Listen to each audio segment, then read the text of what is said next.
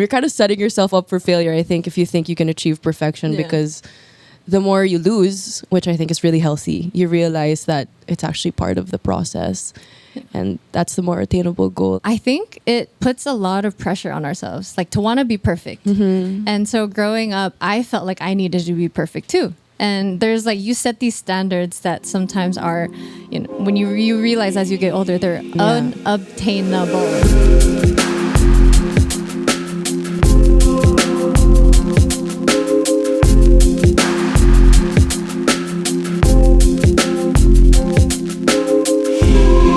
Guys, this is the first time we met. Yes. So hi. Hey. No, okay, we're talking about dreams. So yeah, I think maybe when I started to be able to think, maybe 4 years old, my first dream was to be an artist because I saw my mom doing it. And like I was like, my God, everyone makes her pretty and she goes in front of cameras and she just smiles. Aww. So I really wanted to do that. And then I started gymnastics level.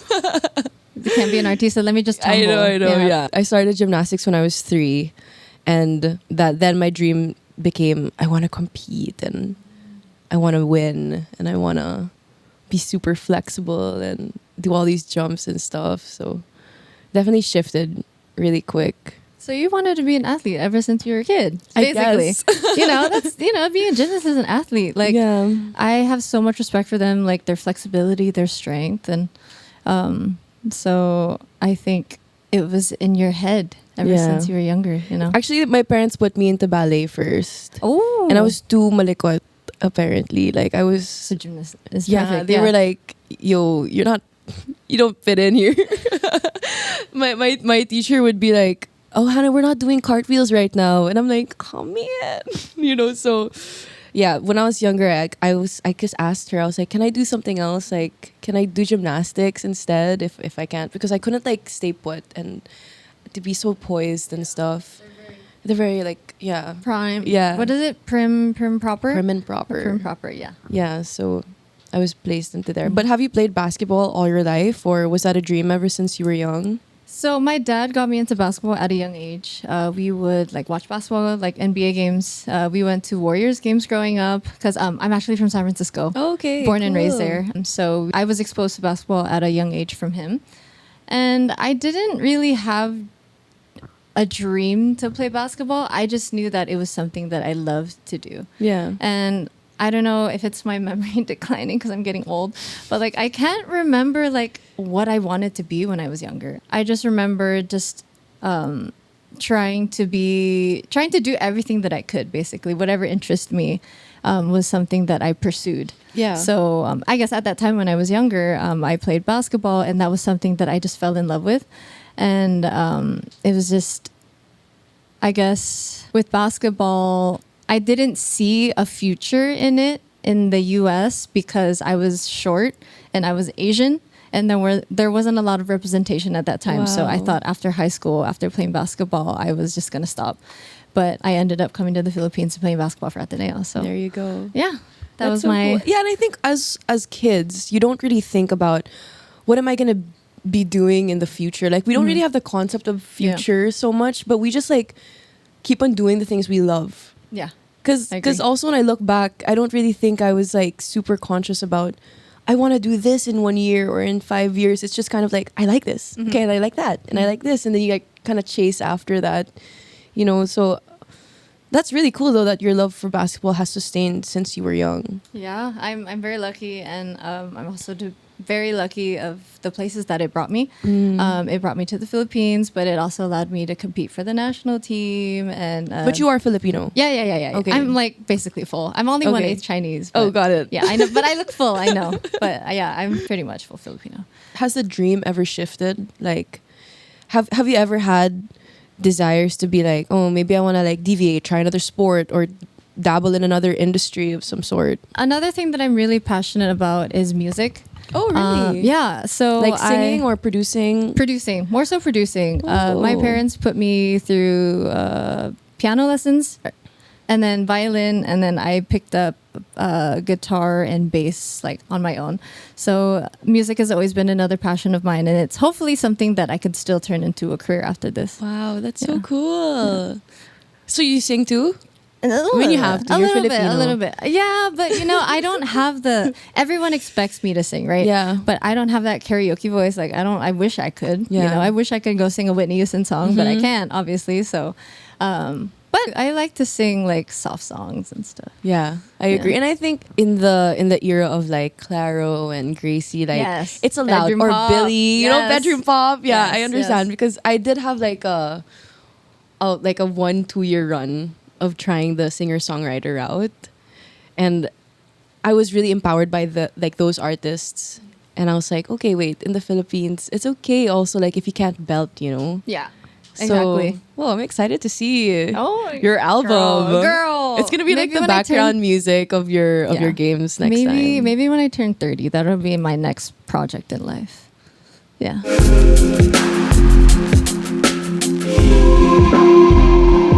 Okay, off cam, I asked you if you were creative, if you considered yourself a creative. She said yes, by the way. Yes, yes. But what do you think is the importance of like dabbling in other passions as an athlete? Because for me, I feel like my running has really contributed to me being a creative. It's given me the opportunities to think and like I guess even unwind. So I wonder like how that applies to you too. For me, I think it serves as an outlet because I've been playing basketball for so long and I've been, the training schedule is really gruesome as an athlete. Any sport, basically. You have to train 6, almost 7 days a week. You're in the gym doing weights, then you have court.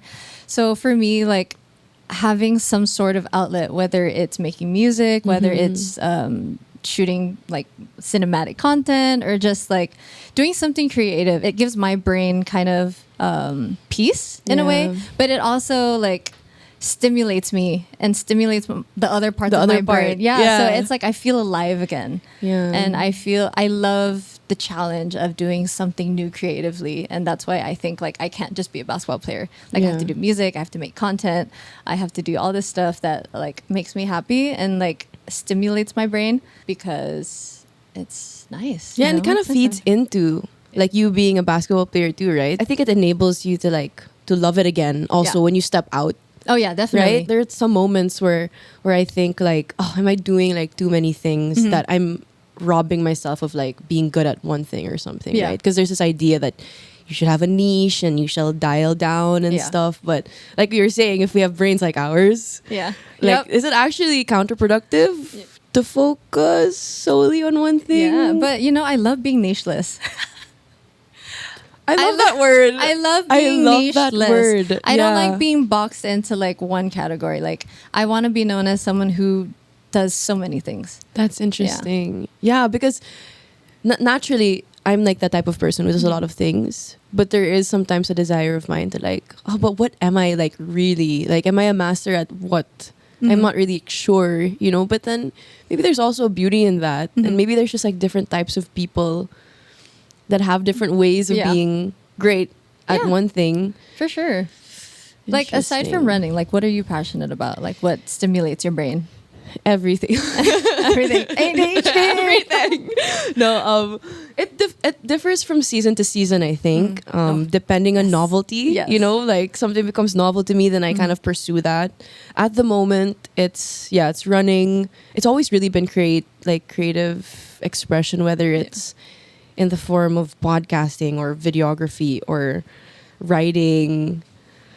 Like I definitely want to get into like more films, doing films. Same. Yeah. So that definitely inspires me. But sports wise, like I love golf. Yeah. Have you tried golf? I just started. Oh my gosh! Wait, it's so fun. I've only been trying it for like a year, but like I found the a year is a long time. Yeah.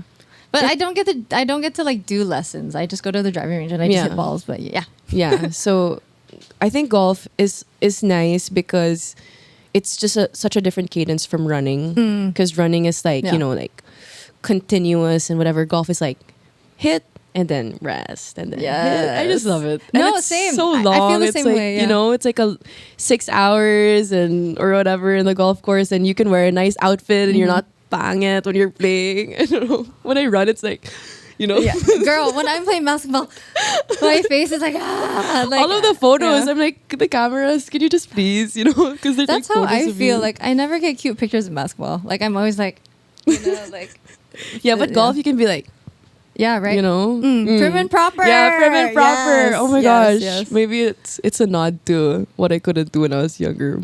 But yeah, that's one of them. Honestly, anything I think that is a little bit interesting, but I have no understanding of it, really makes me excited. Okay, Like I yes. like being a beginner at something. Yes. Speaking of a lot of things, though, it's important to have goals Yes, yes, yes. and kind of that one thing or guiding light that pushes you forward. Actually, come to think of it, that's kind of the concept of my run club. So my run club's name is Just One. Oh. Because the whole idea is it all begins with just one. Just one goal, just one step. For a lot of people, just one run and then you fall in love with it, right?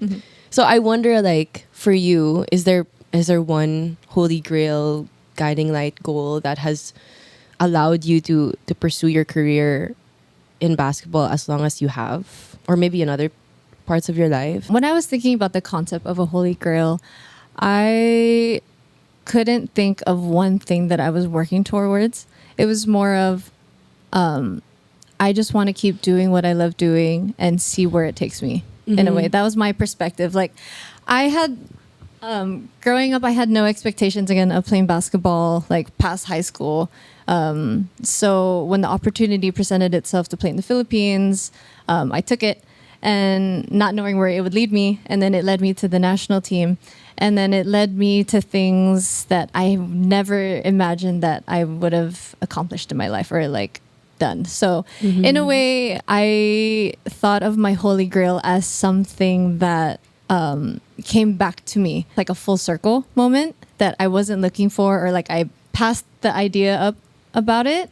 And then it just came back to me like in a first full circle. Yeah. Yeah. And And you were like, oh, I didn't know like this is what I was actually chasing. so the holy grail that I kind of came back to at a later point in life were these. So these are my Kobe 8s, what the. And Wow. the story behind this is that when I was younger, they would release Kobe's at a time where it was so hard to get and so limited. Like you would have to go to the store so early, line up. So I tried to get these when I was in high school and I failed. And I was super, super heartbroken. But I was like, you know what? Maybe it wasn't meant to be. And then full circle, like 10 years later, Titan gives me a pair of Kobe 8 Watas. And I was like, oh my God, what is life? Like 10 years ago, I was crying that I didn't get these. But 10 years later, like they just showed up in my hands. So I love I that. would say these are my holy grail. Sometimes you don't even know you're looking for it still, you know? Yeah. It just shows up. Yeah, and that's what I'm saying. Like sometimes you really just gotta trust the process. Like you never know where life is gonna take you, and it'll give you back things in life tenfold. I had a very jam-packed holy grail story.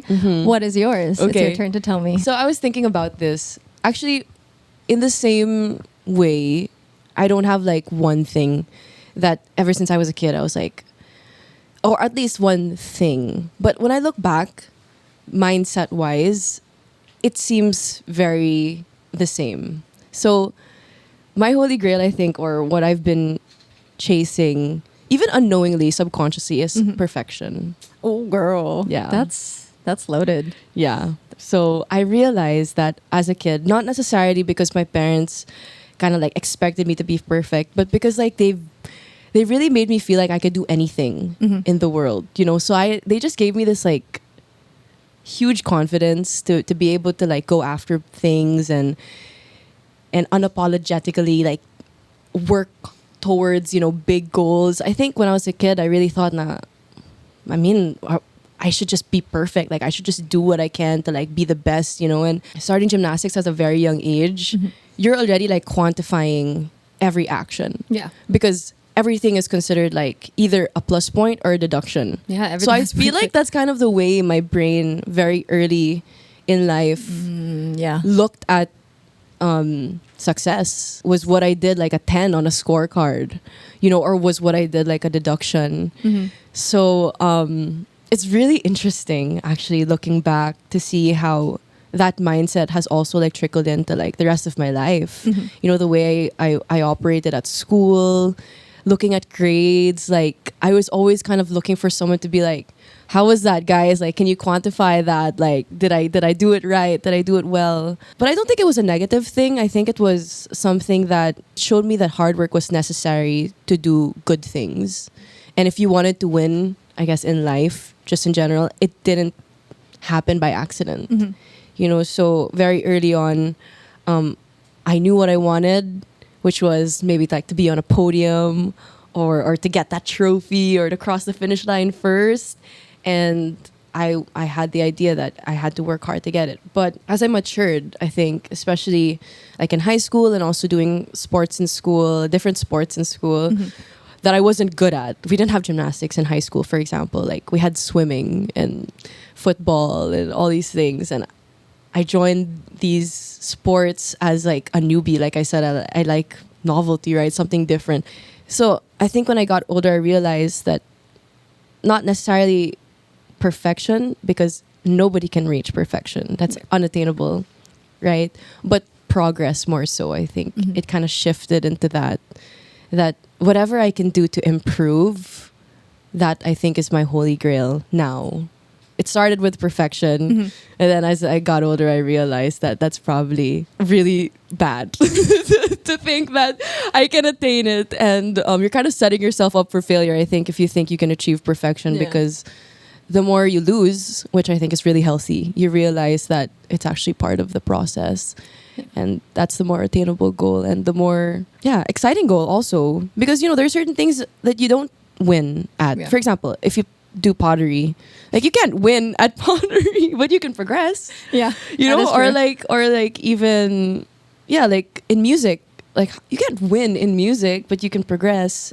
I think I can relate to like your family's openness and support to you just doing whatever you want. Like I think it puts a lot of pressure on ourselves, like to want to be perfect. And so growing up, I felt like I needed to be perfect too. And there's like, you set these standards that sometimes are, you know, when you realize as you get older, they're unobtainable. You know, so and sometimes I'm like, who set this? Like, right? Like, I'm like, some people ask me, they're like, what standard is this and who set the standard? And I'm like, honestly, I have no idea. The idea of like should, that word is like, it haunts me, because if I don't look back and kind of assess, wait, who said I should?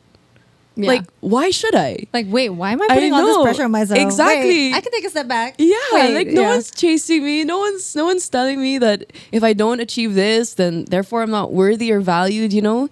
I think it's definitely like, it's a long journey, honestly, yes. And to kind of unlearn being taught that perfection is the goal.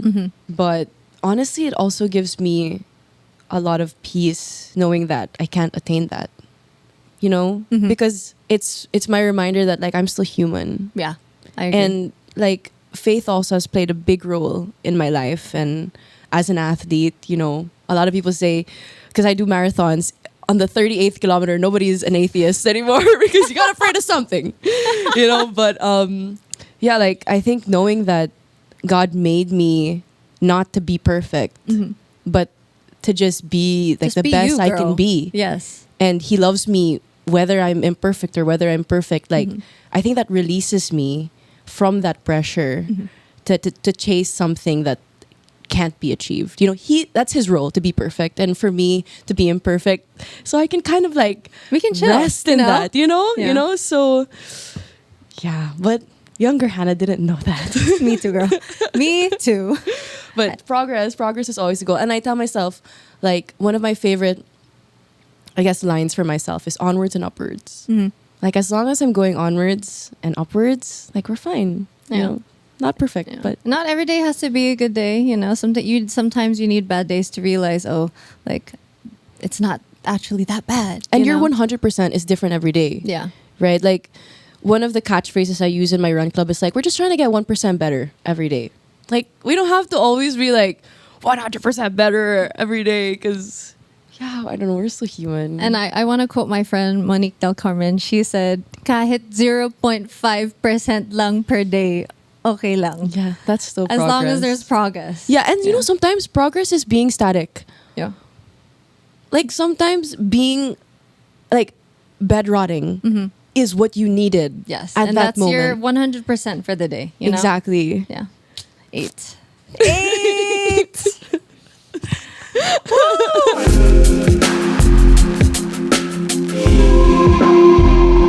Aside from your running club and, you know, the sport that makes you happy, how did you find passion in other things? I think I just dabble. I just like to dabble and I follow interest. For example, yeah, golf was just kind of like in my vicinity. A lot of people were playing golf around me and I was like, "Oh, I'll try that."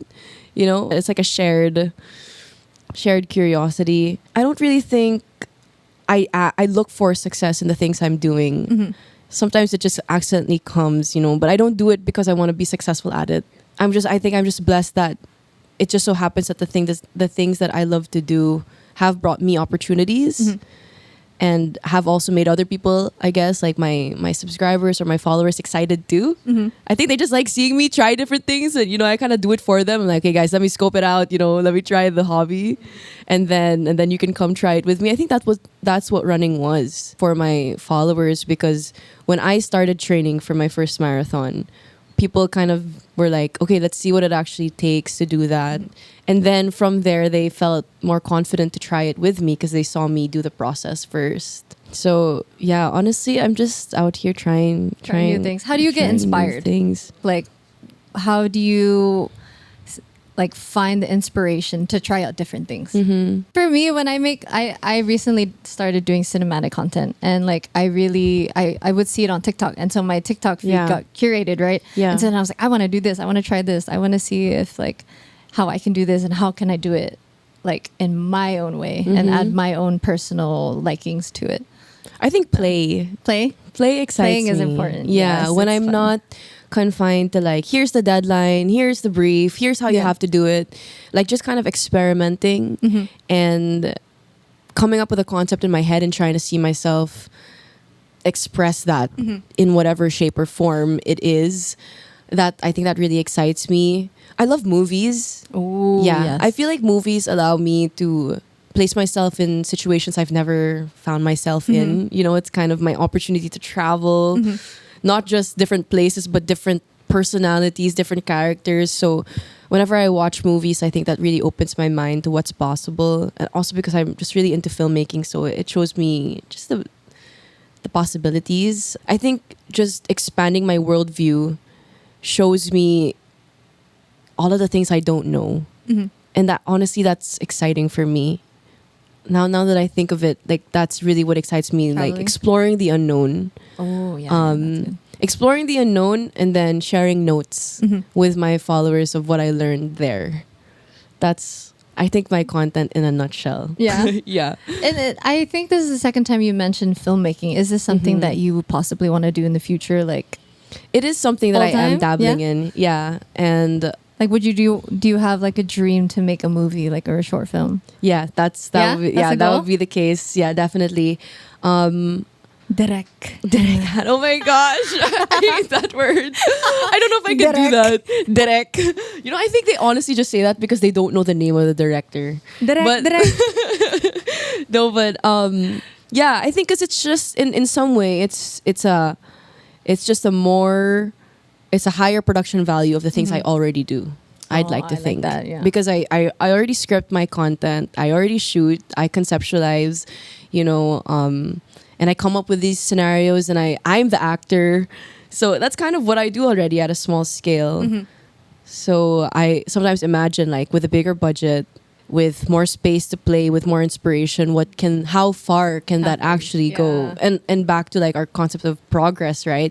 If I'm operating here on Instagram, what if I'm operating here, like in theaters or in a global film festival stage? I don't know. Yeah, I want to yeah. see. I want to see. That's the exciting part, is when you have a lot of passions, you can find a through line that kind of binds them. And those intersections for me is what makes all of my different hobbies just as exciting. I can relate to you on the merging because I really do try to integrate that with all that I do, all the content that I do. Like, I'm really passionate. What? Kaya mo yan. I'm really passionate about like 90s R&B music. And I started integrating it with basketball. I just started, but I created a series called Slow Jams and Shots. So Love I would make like cinematic that. content of me playing basketball, and then I'd put like a song that I love. That's so Yeah. cool. So, Because there really is a big intersection between sports and music, right? It really is. It's like nowadays when you go to events, like in culture wise, like you can't play basketball without music nowadays. Like they are really integrating with one another, and I think it's a big part of the culture too. Like whenever you have a basketball event, there's good music. Yeah. You know, and all the basketball players listen to music. Yeah. They And hype themselves up. hype or- music, and like even calming music, like all kinds of music. What's like, your hype song? I really like slow music, like slow R&B. Like I'll listen to slow R&B music To get even the hype hype before a game? Yes, it's weird. I know. Interesting. I'm a little weird, but you know, it works for me. It calms me down, and I feel like a baddie. Sorry, I can't say bad. Bad. So yeah, I feel it makes me feel like a baddie. I'm like, okay. That's You so know? cool. For Yeah. me, I think a lot of people ask me like what my running playlist is. It's actually a lot of 80s dance music. Oh, Yeah. that's a good genre. Like that really I gets love me 80s dance music. excited. Yeah. Like, ain't no mountain Yeah. high enough. Sometimes, yeah. Sometimes, like when I'm running, I'll listen to music and then forget that I'm running, and I'll just be singing, and I'm like, oh wait, I'm actually having fun. Like, exactly. I'm pretty sure I don't love running as much as you do. So there are sometimes I'm just like, why am I doing this? Like, I'm gonna stop. I'm gonna go home. I'm just gonna go home. But you know, music really helps. Yeah. Yeah.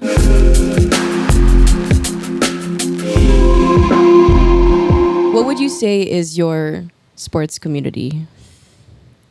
I will say first off, my family, because they are the ones who motivate me and push me. And then aside of my family, it's my second family, which is the basketball community in the Philippines, I believe. You know, we go through so much in a team and with teammates and stuff. So they end up becoming my family. So they're the ones who motivate me, support me. And it makes you think really like in this life, it's so hard to go through hardships alone without the It's help. so nice with Yeah. company. Yeah, and it's so nice to have people support you and feel like people have your back no matter what. So to have a community in the Philippines that like uplifts not even just me, but like women's basketball players in general, I think it's really important personally and for the future generations to come, because everyone's just so supportive, and we're not gonna get anywhere without the help of everyone. Do you feel any pressure in a way to be able to perform for them or represent them or? I mean, not so much pressure. It's more of like, how can I leave the game better than I found it?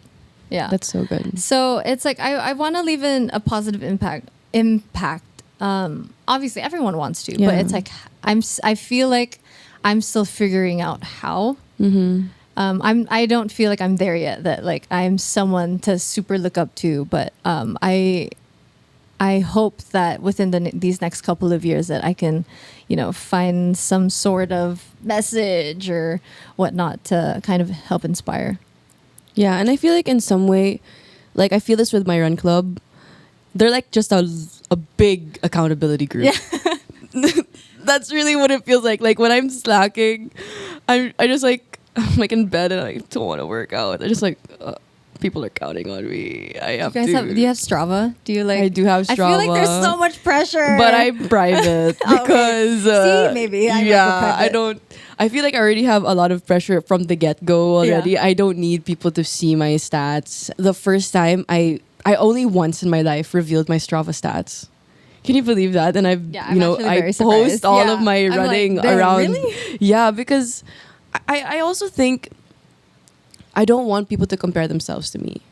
You know, there's so many elements that make running personalized that I feel like it would be dangerous if people were to look at me and then compare themselves and then feel like they're not where they need to be, or if they feel like they're better than me. I don't know, but I don't think it's helpful. You know, my role is not to be like a stat leader or whatever. My role is just to inspire and encourage people to come run with me.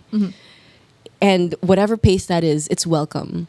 But I feel like if people saw my stats or whatever, then they'll have like a preconceived idea of like, oh, this is the type of runner that has to run with Hannah or whatever. And I just don't want that pressure also on myself, because there are certain things that you don't explain. You know, there are days when I want to run just a very short run or slow run, and I don't want to think na people are going to be like, oh, she's slacking. I don't know. You know, it's just too many things to think about. It's a lot of pressure to be perfect. And exactly. Yeah. And running is my thing. Running is like it's what makes me happy. It's what gives me release. And there are certain things that you just want to keep for yourself, you know. So Yes, I agree. So that's one of the things. I think balancing having a community, being inspired by them, and in some way also encouraging them is really great. But having a sliver of the sport that you love for yourself, I think is really important. You know what I mean? Like, because it allows you to sustain the love despite everybody, let's say, turning back or not caring anymore about you. I know that there's a piece that's reserved for me. So whether or not you agree with what I'm doing, or whether or not I'm fast or slow according to your eyes, doesn't matter. Because this is me. This is you know, the sport that I love. So I try to also balance that with being a public figure in my community. And yeah, I've had to learn also the boundaries of that, because I just don't want to add too much pressure to the one that's already there. You know what I mean? Yeah. We already have. And I agree. Like, I think it's really important to keep a piece of it to yourself too, because we're such public figures. Everything is out there. Everything that we do is going to be pretty, not judged in a way, but everything is just out Perceived. there. Yeah, perceived. Yes, that's a better word. I think it's important for us to also keep a part to ourselves. Not something, we don't have to show everyone everything. And I think also strategically, as an athlete, I think it's important, because I learned this firsthand. So I ran my marathon this year was the Tokyo Marathon.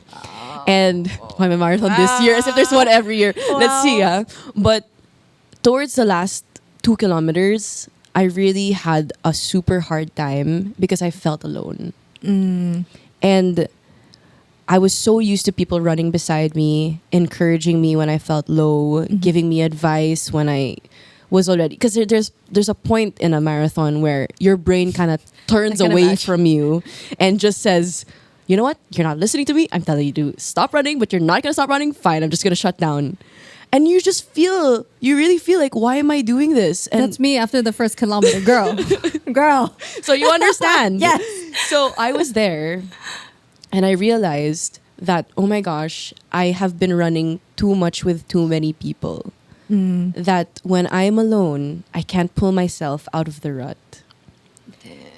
And so I learned in that marathon that yes, it's important to be able to run with people, but it's also important to have that relationship with yourself, where despite nobody being around you to encourage yourself, you can dig from motivation that's like in you, with you, from you, you know, that you've bred within yourself and with your alone runs and stuff like that, which I didn't have enough of.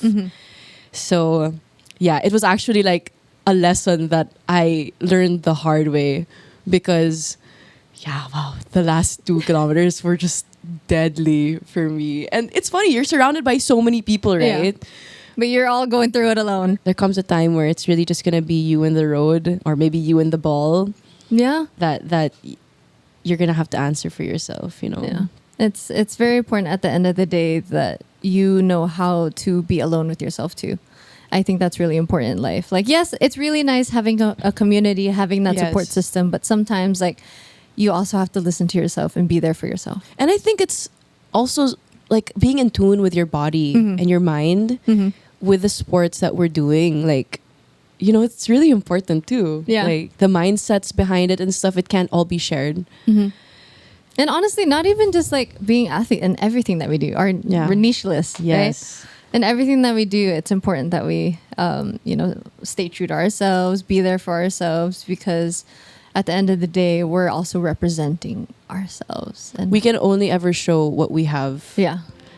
when we're alone. 8. Yes.